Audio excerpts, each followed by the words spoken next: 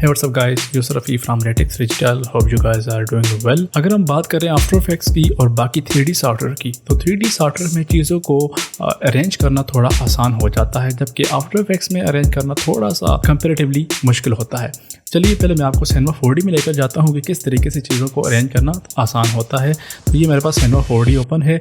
अब ये आप देख रहे हैं कि मैं कैमरा व्यू से देख रहा हूँ और फ़र्ज़ करें कि ये कैमरा 3D ट्रैक्ड है और उसकी हर फ्रेम के ऊपर की फ्रेम्स एडेड हैं। अगर मैं इसको यहाँ से मूव करवाने वाले करता हूँ, क्योंकि मैंने इसको लॉक किया हुआ है, तो इसकी फ्रेम जो है वो चेंज हो जाएंगी। इससे बचने के लिए सिनेमा 4D के अंदर ऑटोमेटिकली उसका जो 3D सिस्टम है उसमें आपको एक प्रीव्यू मोड दिया जाता है, जिसके ज़रिए आप अपने 3D सिस्टम के अंदर मूव करके देख सकते हैं, चीज़ों को अरेंज कर सकते हैं। अब यहाँ पे देखें आप 3D स्पेस के अंदर चीज़ों को अरेंज करना कितना ही ज़्यादा आसान है।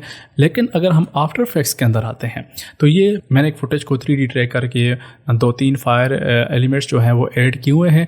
अभी आप देख सकते हैं कि आपको ये वीडियो कुछ इस तरीके से नज़र आ रही है। ये मेरे पास 3D कैमरा ट्रैक्ड है। अगर मैं इसको ऑफ़ करता हूँ तो आप ये देख सकते हैं कि बाकी लेयर्स जो हैं वो 2D हो जाती हैं और आपको किसी किस्म का कोई मज़ीद 3D व्यू नज़र नहीं आ रहा। या फिर इसको देखने का दूसरा तरीका ये है कि आप यहाँ से 1 व्यू की बजाय 2 व्यू या यहाँ से 4 व्यू कर लें। तो यहाँ पे आप देख सकते हैं यह आपके पास डिफ़ॉल्ट कैमरा है, यहाँ से आपको टॉप व्यू नज़र आ रहा है, राइट व्यू और फ्रंट व्यू, और आप एक एक करके इनको भी चेंज कर सकते हैं यहाँ से। या फिर दूसरा तरीका ये है कि अगर आप यहाँ से एक्टिव कैमरा की बजाय कस्टम व्यू 1 में आते हैं, तब आपके पास वो ऑप्शन आ जाता है जहाँ से आप अगर आप C को प्रेस करें तो आपके पास ये ऑप्शन चेंज होते रहेंगे, या 1, 2, 3 को प्रेस करेंगे तो आपके पास कैमरा के ऑप्शन चेंज होते रहेंगे।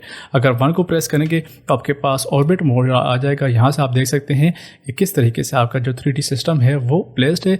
या 2 और 3 को प्रेस करके आप जूम इन जूम आउट कर सकते हैं। लेकिन आप यहाँ पे दूसरा मसला ये है कि आप अपनी बैकग्राउंड लेयर जो है उसको नहीं देख सकते, चाहे आप कस्टम व्यू 1 में आते हैं, 2 में आते हैं या 3 में आते हैं। इसके बाद दूसरा मसला ये है कि आपको बार बार यहाँ से आकर चेंज करना पड़ेगा, देन आपको एक्टिव कैमरा में वापस आना पड़ेगा और यहाँ से स्विच ऑन करते हैं, तो ये एक बहुत ही लेंथी प्रोसेस हो जाता है। जबकि इस वीडियो के अंदर हम एक बहुत ही सिंपल ट्रिक यूज़ करेंगे, जिसके ज़रिए जस्ट आपने व्यूअर को यहाँ से ऑन करना है। अभी आप देख सकते हैं कि आप पूरा 3D सिस्टम कैमरा समेत देख सकते हैं और उस कैमरे के ज़रिए आप देख भी नहीं रहे, ना ही कोई की फ्रेम ऐड हो रही है। चाहे आप वीडियो के किसी पोर्शन में चले जाएं, आप यहाँ से देख सकते हैं और अपना बैकग्राउंड भी देख सकते हैं। और अगर आप मेन कैमरा में आना चाहते हैं तो सिंपल यहाँ से व्यूअर को ऑफ करेंगे और आप अभी मेन कैमरा के अंदर आ गए। तो ये किस तरीके से करेंगे, चलिए शुरू करते हैं। सबसे पहले क्या करते हैं कि हम अपनी वीडियो को लेकर एक न्यू कंपोजिशन क्रिएट करेंगे और यहाँ से आप देख सकते हैं कि हमारी वीडियो आ चुकी है। अब हमने इसको करना है 3D track. Basically 3D camera trekking क्या होती है, इसके ऊपर बहुत ही डिटेल वीडियो बनाई है, जो कि आप यहाँ से जाकर देख सकते हैं। तो यहाँ पर मैं एक इफेक्ट लगाऊंगा 3D कैमरा ट्रैकर और यहाँ से इफेक्ट कंट्रोल में जाकर एडवांस में जाकर इसको कर देना है डिटेल एनालिसिस। तो ये इसको ट्रैक करेगा। अभी आप देख सकते हैं कि हमारा कैमरा जो है वो ट्रैक हो चुका है। थोड़ा बहुत एरर है, लेकिन चूँकि हम ये ट्यूटोरियल इसलिए नहीं बना रहे, हम इन एरर्स को निगलेक्ट कर सकते हैं। तो यहाँ से मैं काफ़ी सारे पॉइंट लेकर एक सॉलिड और कैमरा क्रिएट कर लेता हूँ। तो हमारे पास ये एक सॉलिड और कैमरा हो चुका है। यहाँ से मैं इस सॉलिड का साइज़ जो है वो बहुत ज़्यादा इंक्रीज़ कर लेता हूँ और इसको थोड़ा सा रोटेट करवा लेते हैं हम इस तरीके से, यानी कि Z एक्सिस के ऊपर इसको थोड़ा सा रोटेट करवा लेंगे और इसके ऊपर हम एक इफेक्ट लगाएंगे ग्रिड का। तो अभी आप देख सकते हैं कि हमारे पास वही एक ग्रिड जो है वो क्रिएट हो चुका है। इसके बाद हम 2-3 लेयर और बनाएंगे और इसको हम करेंगे नॉर्मलाइज। 3D नॉर्मलाइजेशन किस तरीके से की जाती है, इसके ऊपर एक डिटेल ट्यूटोरियल बनाया है, जो कि आप यहाँ से जाकर देख सकते हैं। तो अभी आप देख सकते हैं कि हमारी 3D नॉर्मलाइजेशन जो है वो हो चुकी है। इसके बाद आपने इस ग्राउंड लेयर को सेट करके इसको आपने रीनेम कर देना है ग्रिड के नाम से, और यहाँ से इन 2 लेयर्स को अब आप कर देंगे डिलीट। ठीक है, तो हमारे पास ये ग्रिड बन चुका है। इसके बाद यहाँ ग्रिड पर आप राइट क्लिक करके यहाँ पर चले जाएंगे गाइड लेयर के तौर पर, यानी कि जब आप इस कंपोजिशन को रेंडर करेंगे तो ये आपको नज़र नहीं आएगी, जस्ट आपकी मदद करती रहेगी एक 3D सिस्टम की तरह। अभी आप देख सकते हैं कि आपका 3D कैमरा जो है वो क्रिएट हो चुका है। यहाँ पर अगर हम यू को प्रेस करते हैं तो आपको सारी की फ्रेम्स नज़र आएंगी।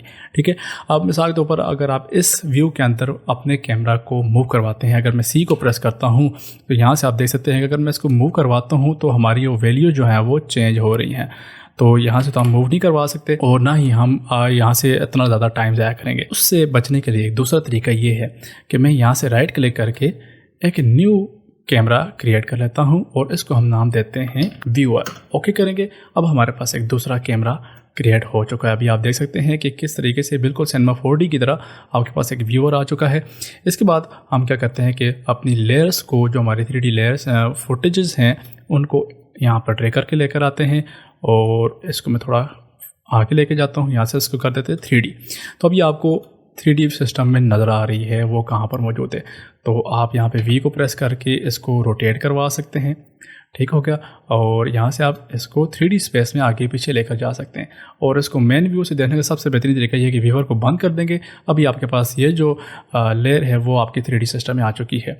और यहाँ से अगर आप फिर से इसको इनेबल करेंगे और इसको आप मज़ीद एक्सेस में रोटेट करवा कर देख सकते हैं। तो अभी आप देख सकते हैं कि ये यहाँ पर मौजूद है। इसको डुप्लीकेट करते हैं। अब मैं फिर से व्यूअर को इनेबल करता हूँ। यहाँ से C को प्रेस करेंगे और आप यहाँ से इसको Z एक्सेस में आगे और पीछे लेकर जा सकते हैं। फिर से मैं व्यूअर को बंद कर देता हूँ। याद रहे कि ये व्यूअर वाला जो कैमरा है ये टॉप पर रहना चाहिए। तो अभी आपके पास एक स्विच बन चुका है। यहाँ से आप देख सकते हैं कि ये जो जब आप व्यूअर को ऑन करेंगे तो आपके पास 3D सिस्टम आ जाएगा। यहाँ से आप चीज़ों को, यानी कि अगर मैं बैकग्राउंड लेयर को बंद करके देखूँ तो आपके पास ये एक आपका कस्टम एंगल आ जाएगा जिस तरह यहाँ पर मौजूद है। लेकिन बजाय बार बार यहाँ आने के आप सिंपल यहाँ से जो आपका व्यूअर है इसको टर्न ऑन एंड ऑफ करेंगे और आपके पास जो आपका मेन कैमरा है वो वापस आ जाएगा और आपके पास जो फुटेजेस हैं वो ऐड हो गई। अगर आप यहाँ पर देखें तो सिंपल यही चीज़ मैंने की हुई है। अगर मैं व्यूअर को ऑन करता हूँ तो यहाँ पे आप देख सकते हैं और यहाँ से आप अपने लेयर्स को भी आसानी देख सकते हैं। और सिंपल यहाँ से व्यूअर को ऑफ करेंगे तो आपका जो मेन 3D कैमरा ट्रैकर है वो वापस आ जाएगा। तो इसके ज़रिए आप अपना बहुत ज़्यादा कीमती वक्त बचा सकते हैं कंपोजिटिंग के दौरान।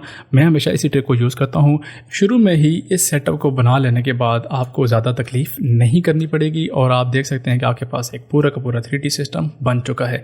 ये वो ट्रिक है जो मैं अपनी कंपोजिटिंग में यूज़ करता हूँ। उम्मीद है आपको ये पसंद आई होगी। अगर आपको पसंद आई तो लाइक करें। अगर आपको कोई क्वेश्चन वगैरह तो नीचे कॉमेंट सेक्शन में पूछ सकते हैं। अगर आप इस चैनल के ऊपर नए हैं और आपने अभी तक इस चैनल को सब्सक्राइब नहीं किया हो तो ज़रूर सब्सक्राइब कीजिएगा और लगे हाथों शेयर भी कर दीजिएगा। मिलते हैं अगली वीडियो में।